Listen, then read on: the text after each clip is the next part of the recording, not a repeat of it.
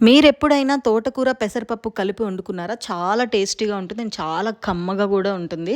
ఈ రెసిపీ కోసం మీకు మేజర్‌గా కావాల్సినయి 2 ఇంగ్రీడియెంట్స్. తోటకూర అనే కాదు, ఏదైనా ఒక లీఫీ వెజిటబుల్ అండ్ అలాగే కొంచెం పెసరపప్పు అనమాట. ఈ 2 మేజర్ ఇంగ్రీడియెంట్స్. మిగతాయన్నీ అందరి ఇళ్లల్లో ఉండేవే. తాలింపు గింజలు, వెల్లుల్లి ఇవన్నీ అందరి ఇళ్లల్లో ఉండేవి కదా!